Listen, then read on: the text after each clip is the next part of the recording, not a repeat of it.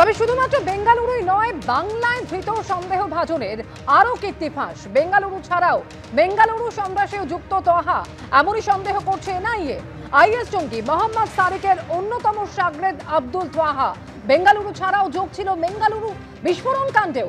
এ সম্পর্কে আরো জানবো, আবির দত্ত প্রতিনিধি রয়েছেন টেলিফোন লাইনে আমাদের সঙ্গে। আবির, শুধুমাত্র বেঙ্গালুরুই নয়, একই সঙ্গে এই ধরনের আরো একাধিক ঘটনার সঙ্গে যোগ ছিল এই তহার। এখনো পর্যন্ত কি কি জানা যাচ্ছে, কতদিন ধরে কোন কোন সন্ত্রাসবাদী কার্যকলাপের সঙ্গে যোগ পাওয়া যাচ্ছে এই তহার, কি খবরে নেই এই সূত্রে?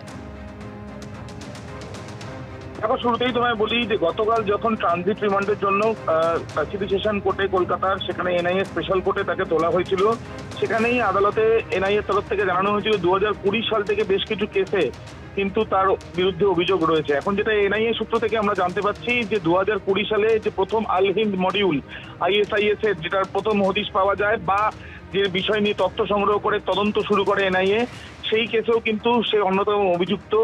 অন্যদিকে 2022 সালে বেঙ্গালুরুতে সেখানে অটোতে একটি প্রেসার কুকার ব্লাস্ট করানো হয়েছিল, প্রেসার কুকারের মধ্যে আইইডি বিস্ফোরণ করানো হয়েছিল, যদিও লক্ষ্য ছিল অন্য একটি জায়গায় নিয়ে যাওয়া, কিন্তু অটোতেই সেই বিস্ফোরণ ঘটনা ঘটে।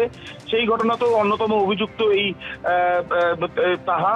এবং তার সঙ্গে 2022 সালে শিবমোগাতে সেখানে ট্রায়াল ব্লাস্ট করানো হয়, সেই ক্ষেত্রেও কিন্তু তার নামে অভিযোগ রয়েছে। প্রসঙ্গত তোমায় জানাই, বেঙ্গালুরুতে যে অটোতে প্রেসার কুকার ব্লাস্ট হয়েছিল সেখানে মোহাম্মদ সারিক নামে এক ব্যক্তি, যাকে প্রধান অভিযুক্ত হিসেবে ছিল, সে এই তাহার অন্যতম শাগরেদ। এবং এনআইএর তরফ থেকে জানানো হয়েছিল মাজ মুন্নের আহমেদ, তাকেও গ্রেপ্তার করা হয়েছিল এবং সেই ক্ষেত্রে এই অন্যতম প্রধান মাথা ছিল তাদের।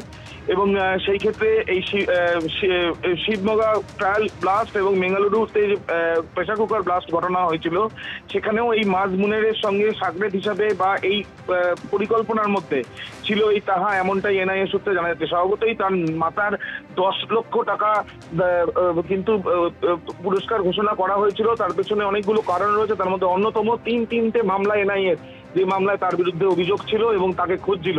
অবশেষে দীঘা থেকে তাকে বেঙ্গালুরুতে যে ক্যাফেতে ব্লাস্টের ঘটনা, সেই ঘটনা তাকে গ্রেপ্তার করা হয়েছে। স্বভাবতই বাকি তদন্তের ক্ষেত্রেও তাকে জিজ্ঞাসাবাদ করা হবে, এমনটাই এনআইএ সূত্রে জানা যাচ্ছে। একেবারে, অর্থাৎ বেঙ্গালুরুই শুধু নয়, একই সঙ্গে যোগ ছিল বেঙ্গালুরুতে যে বিস্ফোরণ কাণ্ড ঘটেছিল সেখানেও।